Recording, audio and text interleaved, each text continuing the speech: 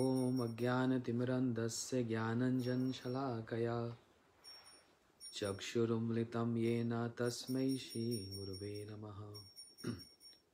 गुरुवे गौरचन्द्राय राधिकायै सदालये कृष्णाय कृष्णभक्ताय तद्भक्ताय नमो नमः। वाञ्छाकल्पतरुभ्यश्च कृपा सिन्धुभ्यैव च पतितानां पावनेभ्यो वैष्णवेभ्यो नमो नमः। अजानुलम्बितो भुजो कनकवदातो संकीर्तनैकपित्रो कमलायताक्षो विशम्बरो द्विजवरो युगधर्मपालो वन्दे जगत्प्रियकरो करुणावतारो। अनर्पितं चरिं चिरात् कारुण्यवतीं कलौ समर्पयितमुन्नतोज्ज्वलरसां स्वभक्तिश्रियम्। हरिपुरसुन्दरदुती कदम्ब सन्दीपिता सदा हृदयकन्द्रेषु स्फुरतु वै सच्चिनन्दना। जयतां सुतपङ्गुर्मम मन्दमतिर्गति मत्सर्वस्पदाम्भुजो श्रीराधा मदनमोहनो।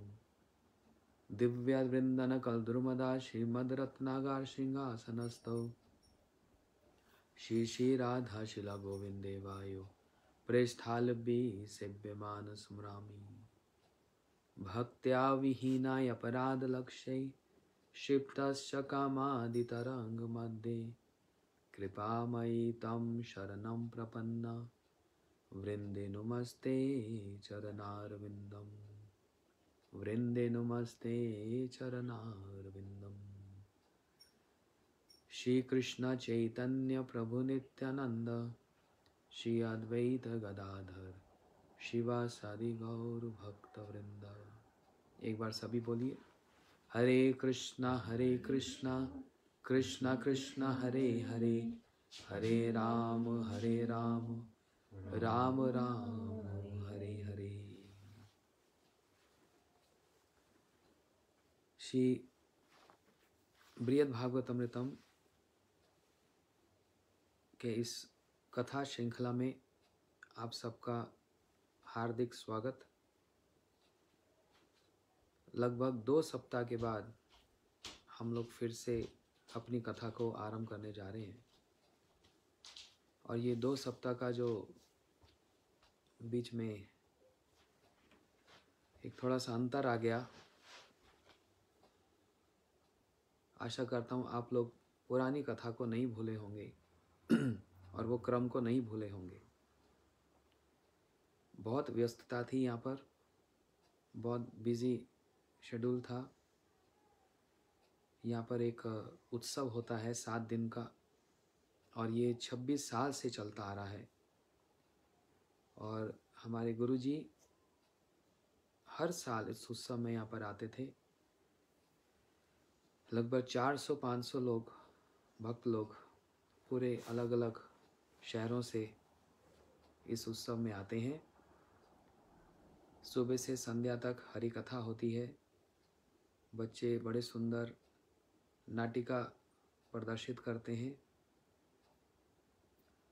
तो वह उत्सव बस कल समाप्त ही हुआ है और समाप्ति के पश्चात हम लोग लगभग 7-8 घंटे की गाड़ी से यात्रा करते हुए अब इस शहर में पहुँचे और बड़ी मेरी तीव्र इच्छा थी कि जिस प्रकार से हम कथा करते थे ऐसी कथा को फिर से आरंभ किया जाए। तो इसलिए आप रिकैप कर लो, जो पिछला हमने सुना उसको आप फिर से सुनकर उस पर थोड़ा सा ध्यान देंगे। आज हम आरंभ करने जा रहे हैं 3 श्लोक। स्वदयित निज भावम यो विभाव्य स्वभावता सुमधुर अवतीर्णो भक्त रूपेण लोभात जयति कनक धामा कृष्ण चैतन्य नामा हरि ही यतिवेशः श्री सचि सुनो रेशः। क्या सुंदर श्लोक है। मैं प्रार्थना करता हूँ भक्तों से, आप ये श्लोक को याद कीजिए। ऐसा लगता है रामायण की चौपाइयाँ आ गई बीच में। कितने सुंदर भाव से श्री सनातन गोस्वामी जी ने इस श्लोक को यहाँ पर उद्धृत किया है। फिर से सुनिए। स्वाद्वैत निज भावम यो विभाव्य स्वभावता सुमधुर अवतीर्णो भक्त रूपेण लोभात् जयति कनक धामा कृष्ण चैतन्य नामा हरि ही यतिवेशः श्री सचि सुनो रेशः। आप लोग इस श्लोक को सब याद कर लो। और याद करने का सबसे अच्छा तरीका क्या, इसको एक पेपर पर लिख कर, हाँ, जहाँ पर आप सबसे अधिक जाते हो रसोई में कहीं पर उसको चिपका दो और बार बार इसको रोज़ दोहराओ। सुबह और शाम को जब आनिक करते हैं, मंत्र करते हैं, बस देखना अपने आप ही ये याद हो जाएगा। अब इसका अर्थ क्या है, इसमें बतला रहे हैं स्वद्वैत निज भावम यो विभाव्य स्वभावता। श्री कृष्ण ने जब ये विचार किया कि भक्तों के प्रति मेरा जो प्रेम है उससे अधिक भक्तों का मेरे प्रति प्रेम सुमधुर है। कृष्ण विचार कर रहे, सबसे अधिक विचारशील कौन है? हम कहते हैं कि हम विचार करते हैं, हम ये विचार करते हैं भगवान कौन है, मगर श्री कृष्ण कितने विचारशील हैं। श्री कृष्ण रसिक शेखर कृष्ण परम करुण, जो परम करुणा वर्णालय हैं, करुणा के सागर हैं, वो बहुत विचारशील हैं और ये विचार कर रहे हैं कि मैं अपने भक्तों के प्रति बड़ा प्रेम रखता हूँ। भगवान के अनंत कोटि गुण हैं और उन अनंत कोटि गुणों में सबसे अधिक गुण है भक्त वत्सल। इस गुण भक्त वत्सल गुण के आगे भगवान अपने सभी गुणों को वो तिलांजलि दे देते हैं, अर्थात वो सभी गुण फीके पड़ जाते हैं। भक्त वत्सल गुण जहाँ पर अपने भक्तों के प्रति पॉजेसिव अपनी ममता दिखलाते हैं, इतना कहीं और नहीं दिखलाते। तो विचार करते हैं कि अच्छा, मेरा भक्तों के प्रति जो प्रेम है, मैं विचार करता हूँ उससे अधिक भक्तों का मेरे प्रति सुमधुर प्रेम है। मैं सोचता था कि मैं ही भक्त वत्सल हूँ और मैं ही उनसे प्रेम करता हूँ, लेकिन जब विचार करता हूँ मेरा प्रेम तो फीका पड़ गया और उससे अधिक है भक्तों का मेरे प्रति प्रेम। ये विचार करने के बाद फिर क्या करते हैं, ये विचार करने के बाद तब उस भक्त प्रेम को आस्वादन करने के लिए, समझ रहे हैं, वो भक्त प्रेम क्या है उसको आस्वादन करने के लिए लोभवशता, ये एक बड़ा मार्मिक शब्द है। लोभवशता, किसी और कारण से नहीं, लोभ के कारण। जैसे हमारे साथ क्या होता है, काम वशता, हमने ये काम कर दिया, काम के अधीन होकर, काम के वशीभूत होकर, कामनाओं के वशीभूत होकर, इसलिए वो शब्द आता है काम वशता, हमने ये कर दिया। क्रोध वशता, मैं किसी से झगड़ा कर बैठा।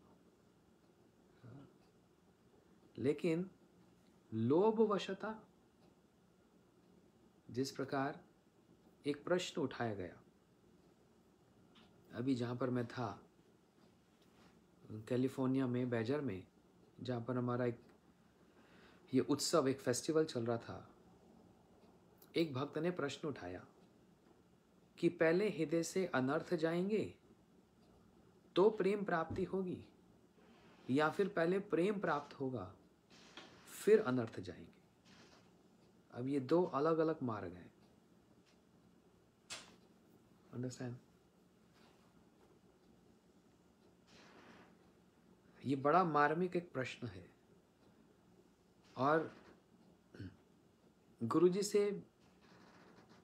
गुरुजी के दर्शन से पूर्व सबकी एक ही धारणा थी। क्या? कि पहले अनर्थ साफ होंगे और फिर प्रेम की प्राप्ति होगी। लेकिन जब गुरुजी हम सबके जीवन में आए, उन्होंने तो उसका स्ट्रीम ही बदल दिया। और ये सुनकर हम लोग, मेरे को स्मरण है अभी भी, दिल्ली में जब अभी शायद फर्स्ट ईयर में ही थे कॉलेज में, और गुरुजी की कथा सुनने हम दिल्ली में आते थे, तो उनकी कथा सुनकर एकदम अलग ही बात सुनने में आती थी जो कभी हमने और संस्थाओं में सुनी ही नहीं थी। पहले तो ये सुनने में आता था कि पहले अपनी सफाई करो, अनर्थों की सफाई करो, अनर्थ दूर जाएंगे, पवित्र होंगे तो प्रेम भक्ति लाभ होगी। गुरुजी ने एविडेंस के साथ, प्रमाणों के साथ इस बात को प्रमाणित किया कि नहीं, ये दूसरी तरफ से होगा। तो सबसे पहले गुरुजी ने प्रमाण दिया जो हम लोग हर रोज गाते हैं। बहुत से भक्त लोग अपने घर में गुरु जी की पूजा करते हैं, और जो कि करना बहुत आवश्यक है। जो नहीं करते आप जरूर कीजिए। सबके पास गौड़ीय गीति जो पुस्तक है जिसमें भजन लिखे हैं, उसमें नरोत्तम ठाकुर जी का एक भजन है, श्री गुरु चरण पद्मा केवल भगति सद्मा, वंदो मुई सावधान माते। श्री गुरु जी के चरणों को बड़े सावधान पूर्वक भजन करना चाहिए। वो हमारे मित्र तो हैं, लेकिन मित्रों जैसा स्वभाव उनके साथ नहीं करना चाहिए। वो हमारे परम बंधु, परम मित्र तो हैं, लेकिन वो हमारे दोस्त नहीं हैं, हमारे मित्र नहीं हैं। तो इसलिए उसी भजन में एक पंक्ति आई, प्रेमा भक्ति जाहा हईते अविद्या विनाशा जाते, वेदे गाए जाहर चरितो, श्री गुरु करुणा सिंधु अधम जनार बंधु, लोकेनाथ लोकेरा जीवाना। तो देखो क्या नरोत्तम ठाकुर जी क्या इंगित कर रहे हैं, और यही बात गुरु जी ने उठाई। प्रेमा भक्ति जहाँ हईते अविद्या विनाशा जाते। पहले जब तक हृदय में प्रेम भक्ति का उदय नहीं होगा, तब तक अविद्या का, अनर्थों का नाश नहीं होगा। लेकिन उस प्रेम भक्ति को प्राप्ति के लिए उन अनर्थों से झुलसना भी बहुत जरूरी है। ये वाक्य सुनकर कोई ऐसा ना सोच बैठे कि हाँ मेरे अंदर अनर्थों हैं तो पड़े रहें, और क्योंकि अपने प्रेम भक्ति कभी आएगी तो अनर्थ चले जाएंगे। इसको सुनकर आलस नहीं पालना है, लेजी नहीं बनना, लेकिन इस बात के मर्म को, इसके अर्थ को अच्छे से समझना। ये बात बिल्कुल ठीक है कि पहले प्रेम भक्ति का आविर्भाव होगा, तब अनर्थ दूर जाएंगे। लेकिन ये सुनकर आलस्य नहीं पालना कि तो फिर प्रतीक्षा करेंगे। नहीं, हमारा साधन, उस प्रेम भक्ति की प्राप्ति के लिए हमारा साधन उतना ही अटल रहेगा, वही रहेगा। लेकिन जो समय और जो बात हम अनर्थों को दूर करने में लगा रहे हैं, उतना ही समय हम प्रेम भक्ति की उपलब्धि में यदि करेंगे तो वो अनर्थ अपने आप ही प्रोपोर्शनेटली दूर होते चले जाएंगे। इसलिए अपनी एनर्जी वो कहाँ पर अधिक लगानी पड़ेगी? प्रेम भक्ति की प्राप्ति के लिए। और प्रेम भक्ति का प्राप्ति का उपाय क्या है? भजन मध्य श्रेष्ठ नवविधा भक्ति, कृष्णा प्रेम कृष्णा दीते धोरे महाशक्ति, तार मध्य सर्वश्रेष्ठ नाम संकीर्तन, निरपराध नाम ले ले पावे प्रेम धन। भजन मध्य श्रेष्ठ नवविधा भक्ति, जो नवविधा भक्ति है, श्रवणम कीर्तनम स्मरणम पाद सेवनम अर्चनम वंदनम दस्य सख्यम आत्मनिवेदन, ये जो नवविधा भक्ति है ये इतनी शक्ति रखती है। क्या शक्ति रखती है? कृष्णा प्रेम कृष्णा दीते धोरे महाशक्ति। सिर्फ शक्ति नहीं, महाशक्ति धारण रखती है। क्या? नवविधा भक्ति। और वो शक्ति क्या प्रदान कर सकती है? कृष्ण प्रेम कृष्णा दीते धोरे महाशक्ति, जो हम लोग प्रत्येक दिन यत्न करके, आप लोग अभी रात्रि का समय है, मेरे यहाँ तो सुबह 9 बज रहे हैं, आपके यहाँ रात्रि 9:30 बज रहे होंगे। सारा दिन काम करके थके मंदे जैसे भी आए, प्रसाद इत्यादि लिया या फिर लेंगे, लेकिन ये जो समय निकाल रहे हो हरि कथा श्रवण करने का, ये हरि कथा के प्रति सम्मान है और ये भगवान के प्रति सम्मान है। यही तपस्या है। उस कथा के प्रति जो इतना सम्मान दिया जा रहा है कि सब काम छोड़कर 1 घंटा हरि कथा सुनेंगे, ये कथा के प्रति सम्मान। और जहाँ कथा के प्रति सम्मान होगा वो अपने आप ही भगवान के प्रति सम्मान है, और भगवान इस चीज को देख रहे हैं, वो एक्नॉलेज करते हैं, इस बात को अच्छे से समझ रहे हैं। तो ये श्रवण और फिर जो मंत्र जप और जो हरे कृष्ण महामंत्र जप और जो भी तुलसी में जल देना, आरती करना, ये हम जो हर दिन दिनचर्या जो हमको करनी चाहिए, ये नवविधा भक्ति है। और ऐसी करते करते करते करते ये क्या होगा? धरे महाशक्ति, ये ऐसी महाशक्ति है जो हमको कृष्ण प्रेम तक पहुंचा सकती है। लेकिन समस्या ये आती है, भक्त लोग संसार में जहाँ जहाँ जाता हूँ थोड़े से विचलित हो जाते हैं। महाराज मैं तो 15 साल से मंत्र जप कर रहा हूँ, कोई प्रेम व्रेम कौन सा फल है हमको क्या पता, है ना? मेरे को 20 साल हो गए, अभी यहाँ भक्तों को मिला वो तो 40 साल से मंत्र जप कर रहे हैं। उनकी दीक्षा 1960-1970 में हुई थी श्रील भक्तिवेदांत स्वामी प्रभुपाद जी से। कह रहे कोई उपलब्धि नहीं हो रही, कोई प्रेम क्या है, कौन सा फल है पता नहीं। तो इसके संबंध में गुरुजी बतलाते थे, अच्छा दंड करने में जब राम जी वन में थे, वहाँ पर जो ऋषि मुनि 60,000 वर्षों तक गोपाल मंत्र का जप कर रहे थे, 60,000 वर्षों तक। अब जिस दिन गुरुजी ये कथा सुना रहे थे उसी दिन सबसे पूछ रहे थे वहां बैठे हुए, ओ भैया तुमको कितने हजार साल हुए? 2-3 हजार हो गए होंगे। ऐसे गुरुजी सबको कटाक्ष करके पूछ रहे थे। उन ऋषियों ने 60,000 वर्ष और दिन रात उस मंत्र का निर्मल हृदय से, स्वच्छ हृदय से दिन रात उसका जप किया, उसमें निमेश हो गए।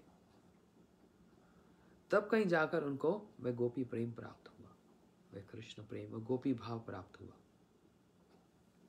और हम सोचते हैं 10-15 साल 20 साल हो गए और हमको ऐसे प्राप्त हो जाएगा। इसलिए कहने का अर्थ क्या? निराशा नहीं, आशा के साथ हर एक दिन का नवविधा भक्ति का, हर एक दिन के साधन का एक मर्म है। जैसे एक उदाहरण देते हैं, गुरुजी ने शिष्य को बोला, बेटा आश्रम में लकड़ी की आवश्यकता पड़ती है, चूल्हा जलाना होता है, ठाकुर जी की रसोई बनेगी, तो लकड़ी काट कर लाओ, ये कुल्हाड़ी है, लकड़ी काट कर लाओ। तो गुरुजी पेड़ तो बहुत मोटा है, तो कुल्हाड़ी भी बड़ी तेज है, चिंता मत करो, जाओ। शिष्य गया कुल्हाड़ी लेकर, पेड़ पर एक वार मारा जोर से। बोलते पेड़ तो गिरा नहीं, एक निशान मात्र वहां रह गया। बड़ा निराश होकर आया, बोलते गुरुजी पेड़ तो गिरा नहीं।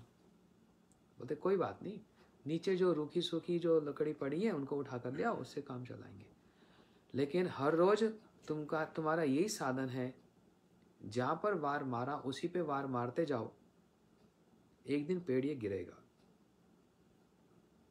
एक दिन ये वृक्ष गिरेगा। तो शिष्य फिर अगले दिन उठा, उसी जगह पर एक जोर से वार मारा, बस वो निशान थोड़ा सा गहरा हुआ। फिर तीसरे दिन मारा, फिर गहरा हुआ। करते करते करते करते 6 महीने हो गए, 180 दिन। एक वार मारा, पेड़ गिर गया। दौड़ा दौड़ा गुरुजी के पास आया, गुरुजी एक वार से ही मैंने पेड़ को गिरा दिया। गुरुजी ने बोला फिर से बोलो, अपने शब्दों को अच्छे से चयन करके बोलो, क्या बोलना चाहते हो। बोलते गुरुजी एक वार से मैंने वृक्ष को काट डाला। हंस के बोलने लगे, तुम्हारे तो शब्द भी पवित्र नहीं है, एक वार से तुमने वृक्ष को काटा। बोलते हाँ, अभी एक मारा और वृक्ष कट गया। बोलते नहीं, 180 वार इस एक वार में उपस्थित हैं। 6 महीने से तुम जिस पर एक ही बार मारे जा रहे हो, वो उन सब की कोई गिनती नहीं है। उस एक वार से लेकर 180 वार जो 6 महीने का हो, वो सारे उस एक वार में ही उपस्थित हैं, इसलिए वृक्ष गिरा। तो कहने का अर्थ क्या, प्रत्येक दिन जो हम नवविधा भक्ति का याजन करते हैं और जो नहीं करते उनको करना चाहिए, नहीं तो भूल जाओ। जीवन की सार्थकता क्या, कृष्ण प्रेम ही प्राप्त नहीं है, तो किस लिए फिर इतना मेहनत और इतना परिश्रम किया जा रहा है ना। तो वो हर एक दिन की जो हमारी क्रिया, हर एक दिन की क्या, हर एक मिनट की हमारी वो जो क्रिया है, वो उस एक क्रिया के अंदर, उस एक नाम के अंदर उपस्थित है। जिस दिन कृष्ण प्रेम उपलब्धि होगी, जो हमारे मनुष्य शरीर का सबसे परम धर्म है ना, सबसे बड़ा धर्म है। तो इसलिए कृष्ण प्रेम कृष्ण दीते धरे महाशक्ति।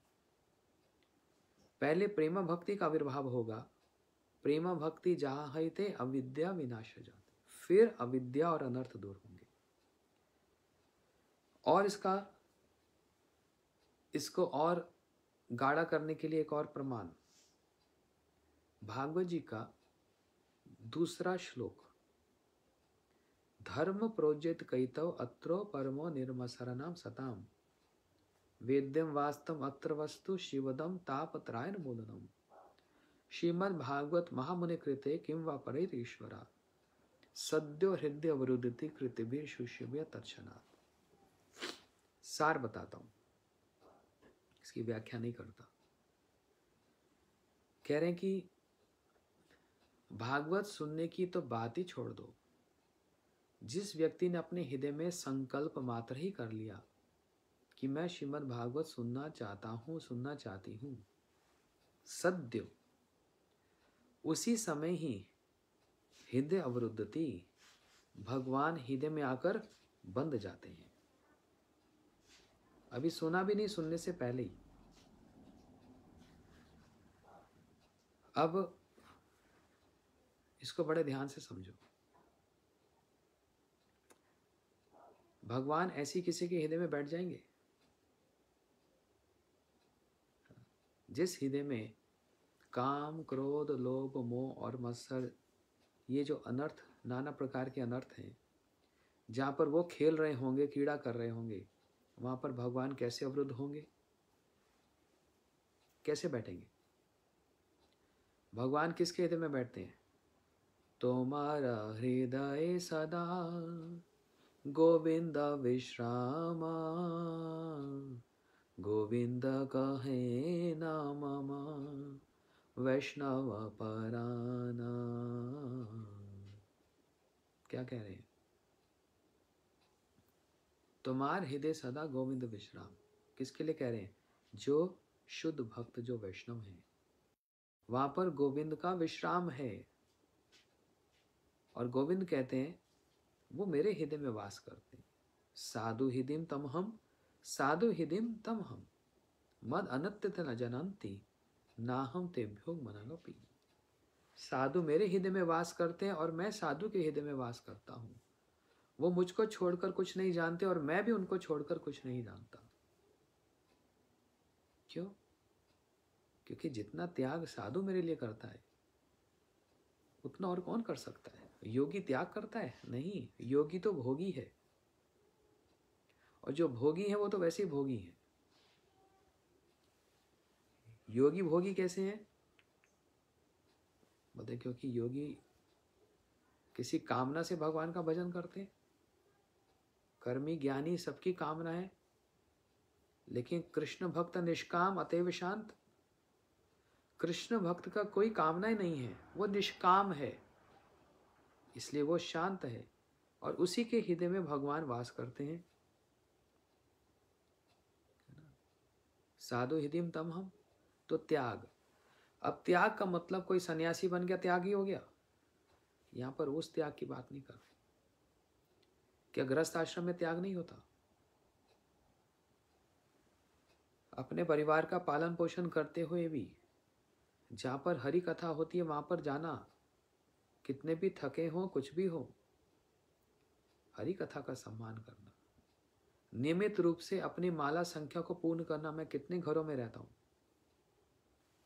बेचारे थके मंदे आते हैं, लेकिन गुरुजी को जो वचन दिया मैं 16 माला करूंगा ही या करूंगी, वो आंखें लाल हो रही हैं लेकिन 16 माला करके ही सोएगा।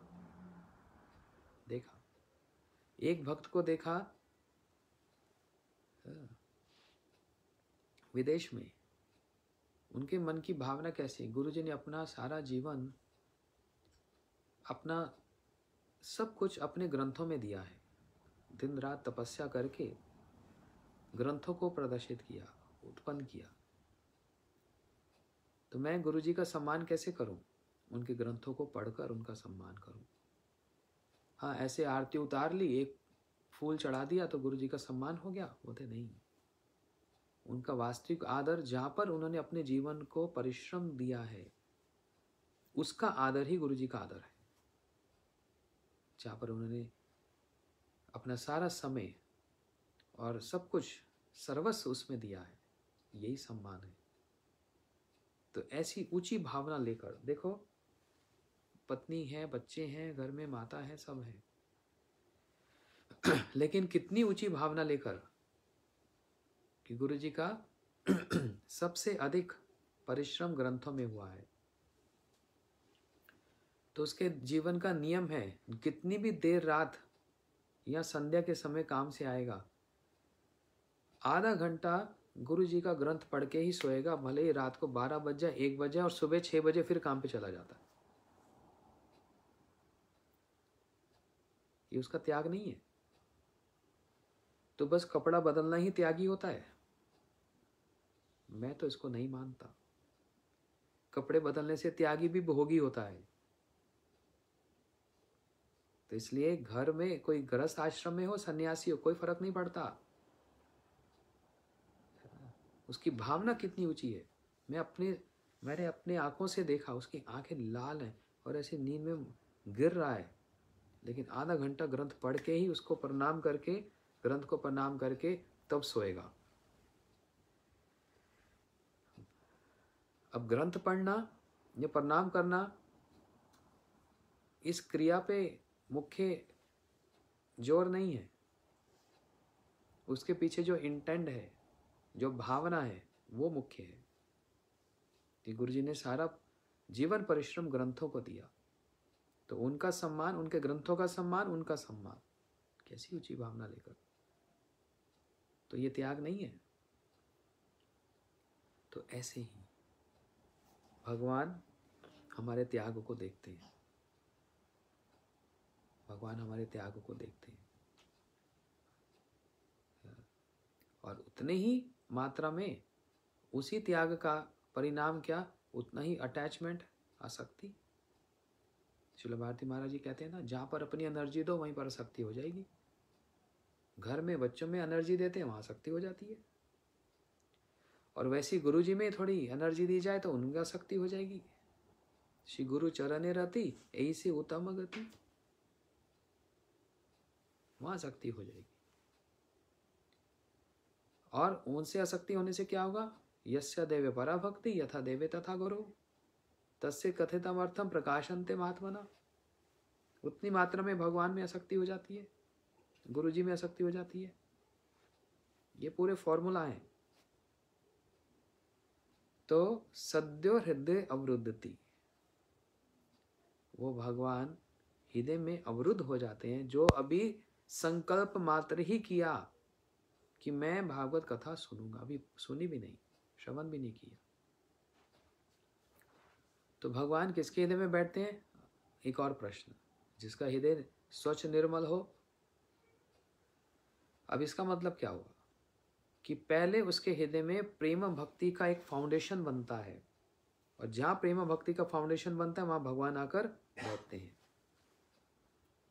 जिसके हृदय में प्रेम भक्ति नहीं होगी, भगवान कैसे बैठेंगे उसके हृदय में? असंभव है। लेकिन अनर्थग्रस्त अवस्था में प्रेम भक्ति आ सकती है, क्यों नहीं आएगी?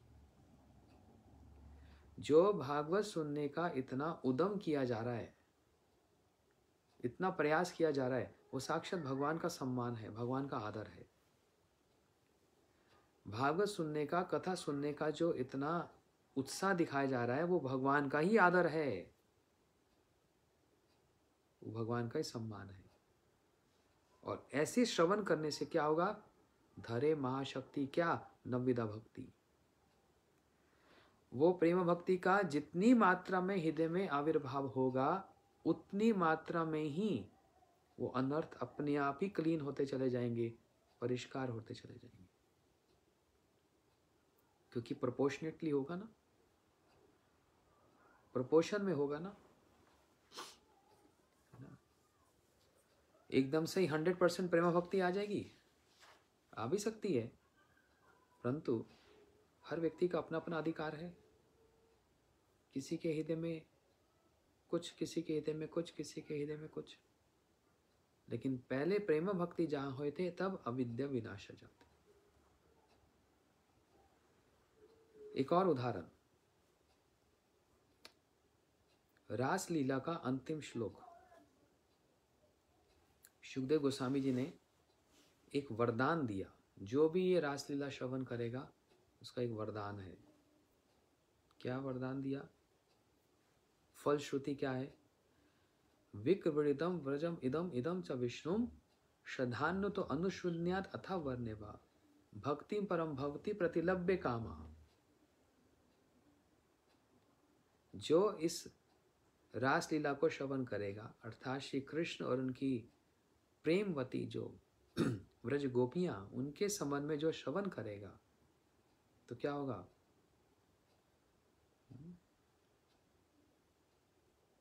भक्ति परम भवती प्रतिलभ्य कामा।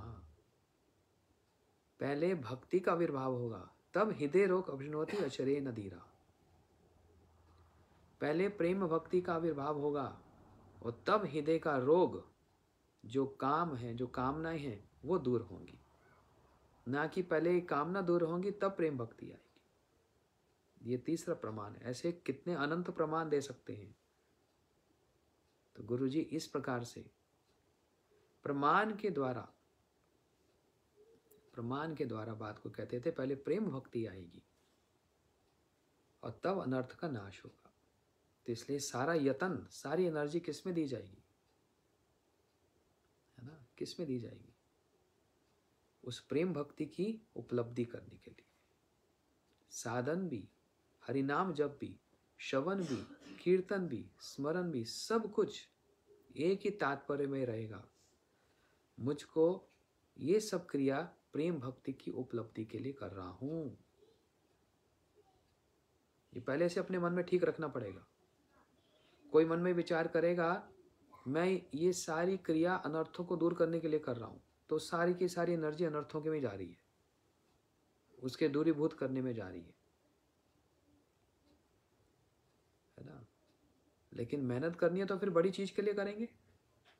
एक व्यक्ति 10 घंटे, एक बच्चा 10 घंटे के लिए पढ़ाई करता है, वो तो इससे कम करने से होगा नहीं। तो भैया जब तुम 10 घंटे पढ़ाई करता है तो फिर बड़ी चीज के लिए पढ़ाई करो, फिर छोटी के लिए क्यों करना।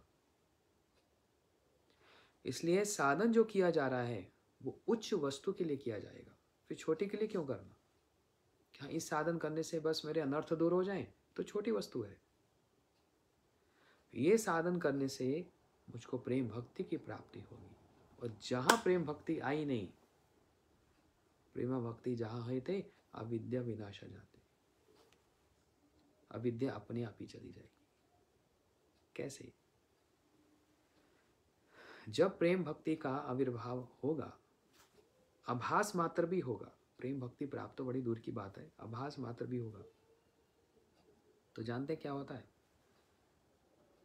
भगवत गीता का श्लोक है, परम दृष्टाव निवर्तन्ते। जब एक ऊंचा टेस्ट लग जाता है तो छोटा टेस्ट अपने आप ही छोटा बन जाता है। जब एक हायर टेस्ट लग जाएगा तो lower test will automatically get go away और फेडेड। ये बात तो सब अच्छे से समझ सकते हैं, इसको तो सब अच्छे से रिलेट कर सकते हैं। 1 महीने तक यात्रा में गए, मान लो कार्तिक परिक्रमा में गए, खिचड़ी मिली, सुबह खिचड़ी शाम को खिचड़ी, सुबह खिचड़ी शाम को खिचड़ी। जिस दिन परिक्रमा समाप्त हुई, पारण हुआ, हलवा, देसी घी का, मूंग दाल का, पूड़ी, कचौड़ी, समोसा, गुलाब जामुन, जलेबी, इमरती, आहा क्या बात है, और आलू की सब्जी हींग से छौंक दिए हुए, और चने, ये सारी वस्तु खाने को मिल गई। अरे वाह, आज तो बड़ा आनंद आ गया। अब अगले दिन यही सारी सामग्री रख दी जाए और साथ में खिचड़ी रख दी जाए, कहाँ हाथ जाएगा? पूड़ी कचौड़ी में ही हाथ जाएगा। खिचड़ी को कौन देखता है? कौन देखेगा खिचड़ी को? परनिष्ठा निवर्तन्ते रसो वर्जम। जहां पर एक ऊंचा टेस्ट लग गया, छोटा टेस्ट को कहना नहीं पड़ेगा कि तुम हट जा और तुम चला जा। बड़ा टेस्ट लगने से ही छोटा टेस्ट अपने आप ही छोटा हो जाता है। इसी से संबंधित श्रील भक्ति विज्ञान भारती महाराज जी एक बात बोलते थे, अब वो बहुत जगह पर लागू हो जाती है। महाराज जी ने बताया, एक छोटी एक लकीर खींची किसी ने, एक लाइन खींची। महाराज जी कह रहे हैं इसको बिना काटे इसको छोटा बनाना है। वो लाइन छोटी तब होगी जब उस पर कांटा लगाए जाएंगे, तो उसके छोटे छोटे डिवीजन हो जाएंगे ना, भाग हो जाएंगे, तो छोटी हो जाएगी। महाराज जी कह रहे हैं इस लाइन को छोटा करना है, लेकिन कहीं काट पीट नहीं करनी। बड़ा मार्मिक सिद्धांत है। तो इसको छोटा कैसे किया जाए? वो भक्त लोग तो सोचने में बैठ गए, यार कैसे करें, इसको छोटा कैसे बनाएं, काटना भी नहीं है और लाइन खिंच भी गई है, इसका छोटा कैसे किया जाए? महाराज जी ने कहा वेरी सिंपल, इसके साथ ही पैरेलल एक लंबी लाइन खींच दो,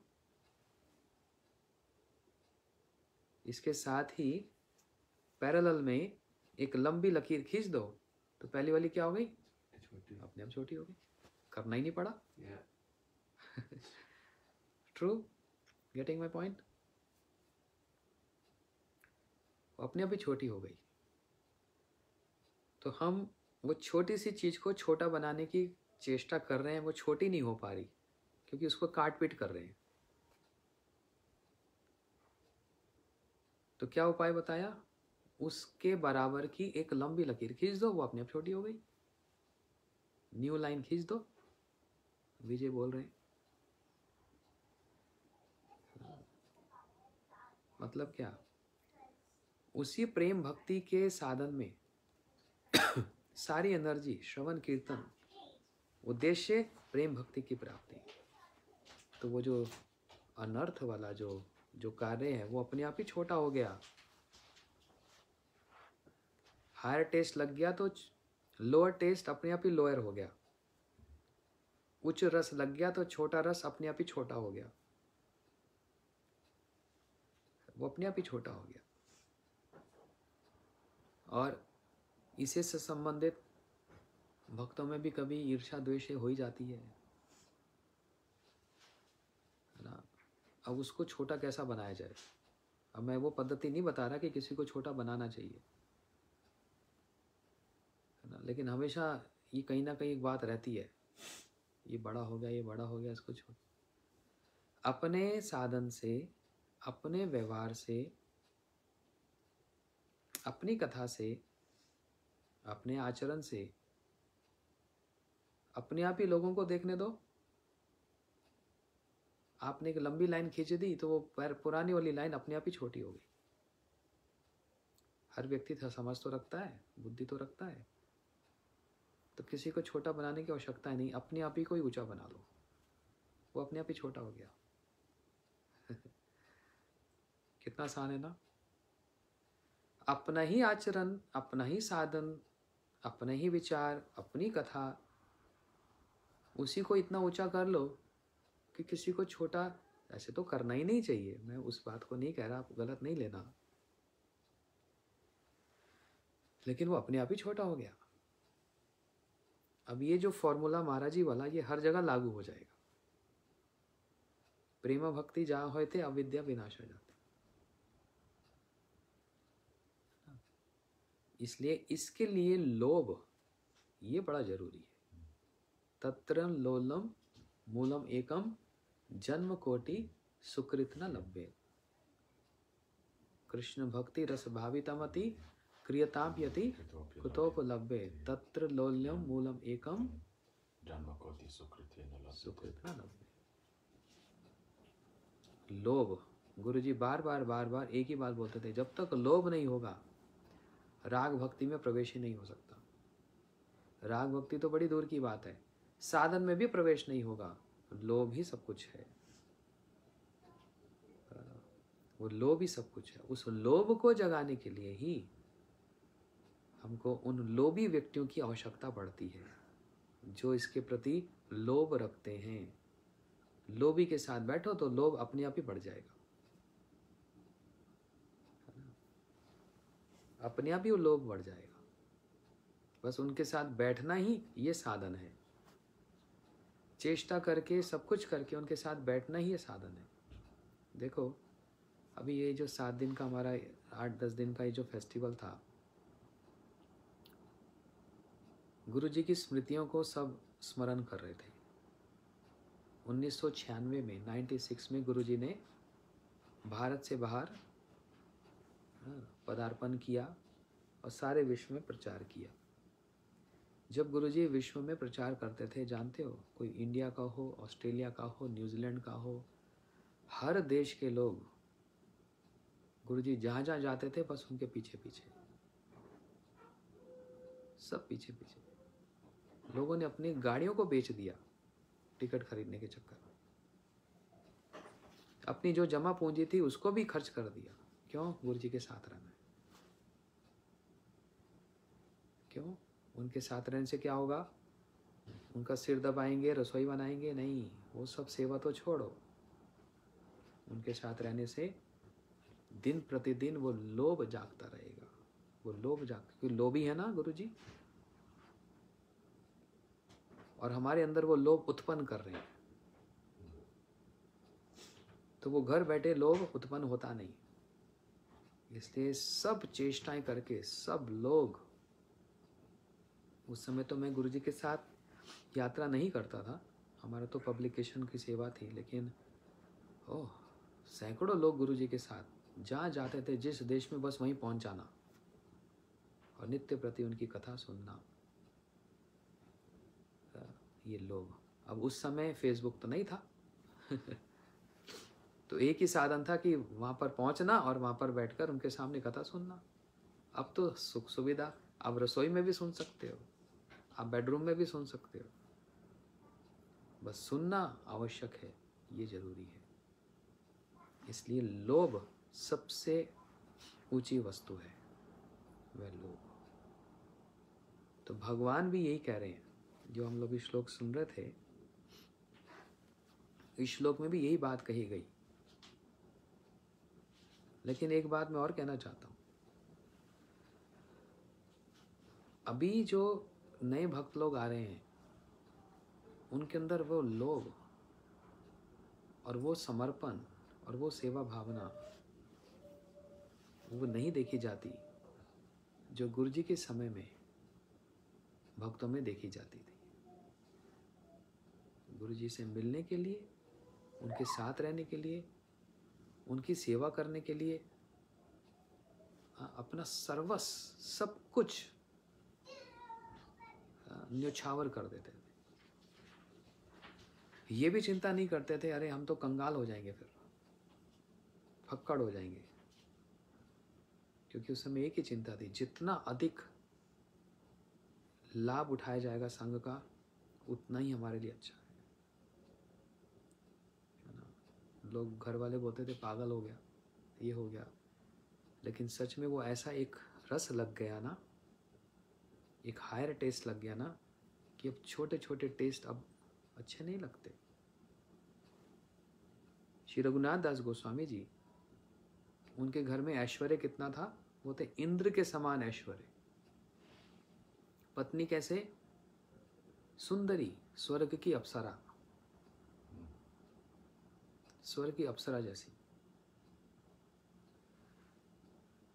मगर रघुनाथ दास गोस्वामी जी को कौन सा लोभ लग गया, एक ऊंचा लोभ लगा, जिसके सामने कहना नहीं पड़ा, प्रचार नहीं करना पड़ा कि ये अपने घर की संपत्ति के प्रति या अपने घर के परिवार के प्रति, नहीं, कहना नहीं पड़ा। वो जैसे ही ऊंचा टेस्ट लग गया, दिन रात उसी में ही उनका चित्त लगा हुआ है।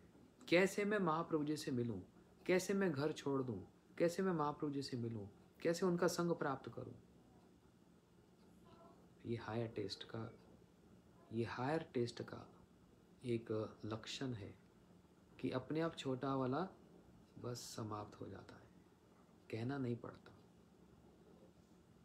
है ना। तो बात तो लोभ से आरंभ हुई थी और बढ़ते बढ़ते कहाँ पहुंच गई। मैं ये बतला रहा था, इस श्लोक का अर्थ क्या है। श्री कृष्ण ने जब ये विचार किया कि भक्तों के प्रति मेरा जो प्रेम है, उससे अधिक भक्तों का मेरे प्रति प्रेम है, तब वह कौन, श्री कृष्ण, उस भक्त प्रेम को आस्वादन करने के लिए, और सिर्फ आस्वादन करने के लिए नहीं, उस आस्वादन के लोभ वशतः गौड़ देश के श्री नवदीप धाम में अवतीर्ण हो गए। उस लोभ के कारण, भक्तों के अंदर क्या प्रेम है जो मैं नहीं समझ पा रहा हूं, तो मैं भी भक्त भाव अंगीकार करके वो भक्तों का प्रेम आस्वादन करूंगा। उस लोभवशता गौड़ देश के नवदीप धाम में अवतीर्ण हुए। ऐसे कनक कांति युक्त, महाप्रभु की कांति कैसे, कनक मतलब सोने की जैसी, ऐसे कनक कांति युक्त यति वेशधारी, ये विशेषण बता रहे हैं। महाप्रभु जी कैसे हैं, यति वेशधारी, संन्यास वेश धारण करके श्री कृष्ण चैतन्य नामक श्री गौर हरि सर्वोत्कृष्ट से विराजमान है। कितने विशेषण बताए देखो, स्वर्ण कांति युक्त, यति वेशधारी, कृष्ण चैतन्य नामक, और किसके लिए कहा जा रहा है, विशेषण क्या है, गौर हरि, महाप्रभु जी, है ना। अब अब इसी को ही व्याख्या करने लग गए तो और 2-4-5 घंटे बीत जाएंगे। कनक कांति युक्त, स्वर्ण कांति युक्त। वह स्वर्ण कांति किसकी? बोलते राधा जी की धारण की, क्योंकि वही तो आस्वादन का लोभ जाग गया। स्वयं तो आस्वादक हैं, भोक्ता हैं। कौन? श्री कृष्ण। एक रस को सब समय आस्वादन करते रहते हैं, लेकिन अब लग गया एक हायर टेस्ट। और वो क्या हायर टेस्ट? राधा जी का प्रेम क्या है। न जाने राधा प्रेम आछे को तो बल, से भले अमा सदा करे विवल। Learn this. चैतन्य चेतामृत आदि लीला, वेरी इंपॉर्टेंट। न जाने राधा प्रेम आछे को तो बल, वो राधा जी के प्रेम में क्या बल है जो मैं नहीं जानता हूं। लग गया ना, एक टेस्ट लग गया ना। अब वो जैसे ही वो हायर टेस्ट लगा, भूल गए अपना स्वादन, अपना स्वादन भूल गए, और अब आस्वादन करना चाह रहे हैं राधा जी का वो प्रेम क्या है। जहाँ पर ये बात कही है कि मेरे से अधिक मेरे भक्तों का प्रेम है, वहां पर किसको इंगित कर रहे हैं? राधा जी को इंगित किया जा रहा है। इसलिए गौड़ देश के नवदीप धाम में कनक कांति युक्त, स्वर्ण कांति युक्त यति वेशधारी सन्यासियों, यति का मतलब होता है सन्यासी, सन्यासी वेशधारी श्री कृष्ण चैतन्य नामक गौरहरि सर्वोत्कृष्ट से विराजमान है। ये इस श्लोक का अर्थ है। बड़ा सुंदर श्लोक है, आप लोग सब इसको याद कीजिए। स्वदैत निज भावम यो विभाय स्वभावतः, सुमधुर अवतीर्णो भक्त रूपेण लोभात, जयति कनक धामा कृष्ण चैतन्य नामा, हरि ही यति वेशः श्री सचि सुनो रेशः। है ना? इसको सब लोग स्मरण करेंगे। क्या आस्वादन आता है? गुरु जी को अपना सर्वस्व देने का। वो तो वही आस्वादन कर सकता है। ये प्रश्न पूछा गया था, क्या स्वाद आता है गुरु जी को अपना सर्वस्व देना? बोलते वो तो, ये तो वही बता सकता है जो देता है, जो अपना सर्वस्व देता है। अच्छा, अगर हम अपना सब कुछ दे देंगे तो फिर हम भोग कैसे करेंगे? ये चिंता सताने लग जाती है। मेरी भोग सामग्री कम हो जाएगी।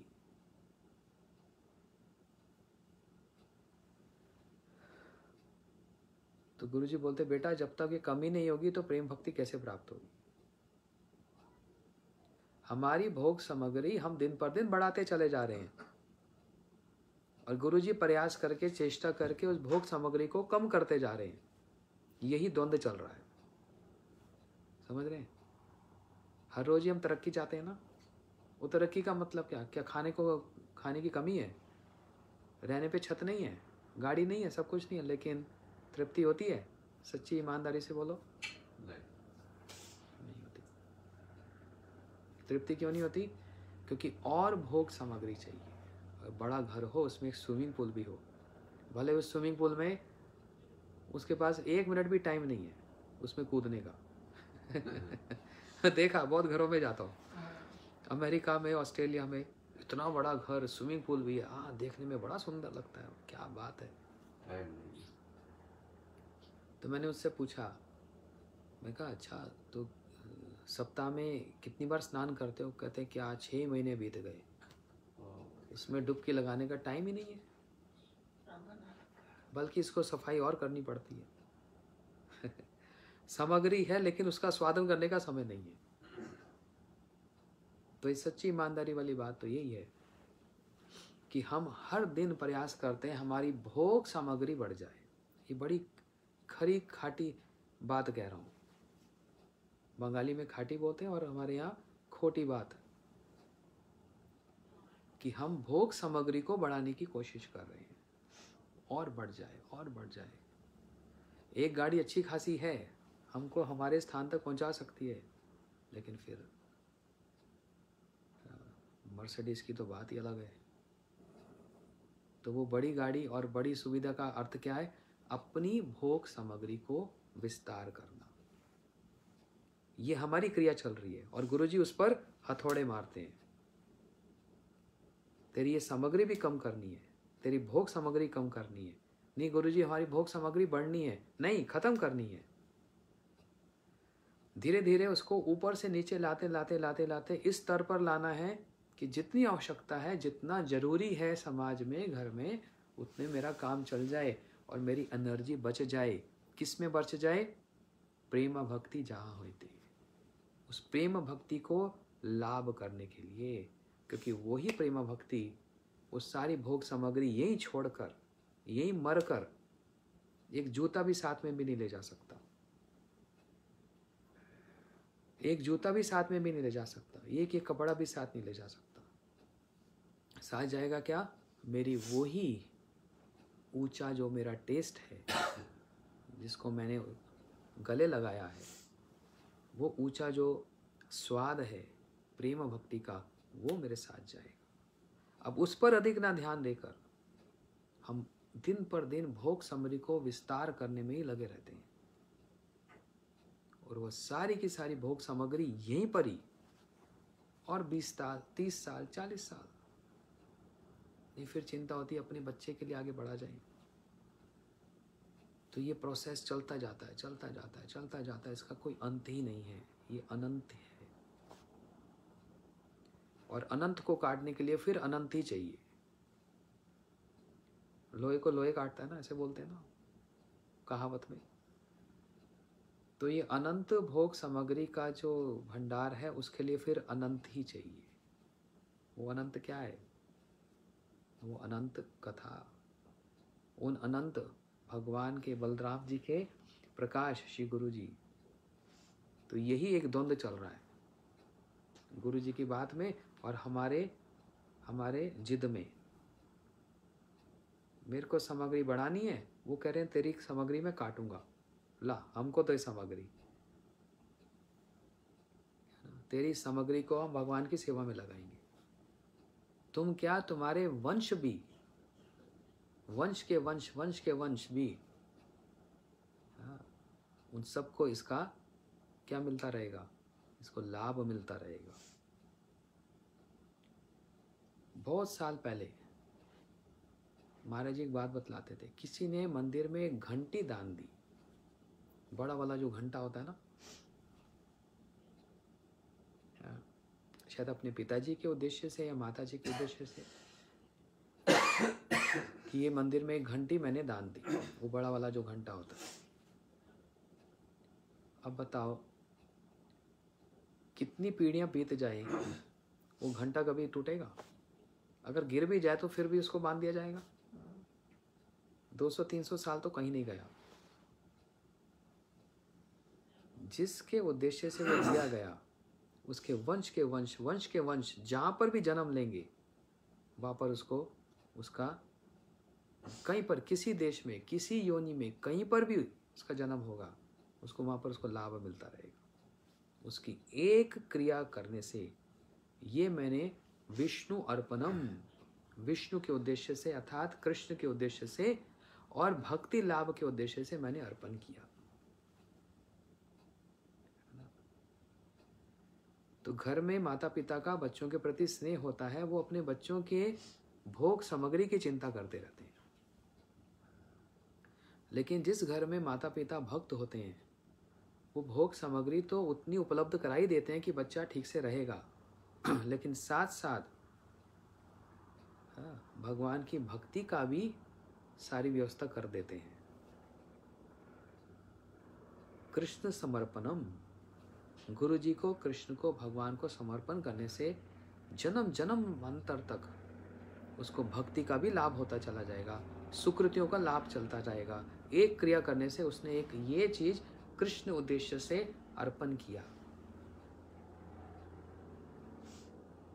तो इसलिए श्री चैतन्य महाप्रभु वही लोभ के कारण स्वर्ण कांति युक्त यति वेशधारी कृष्ण चैतन्य नामक गौर हरि सर्वोत्कृष्ट से विराजमान है।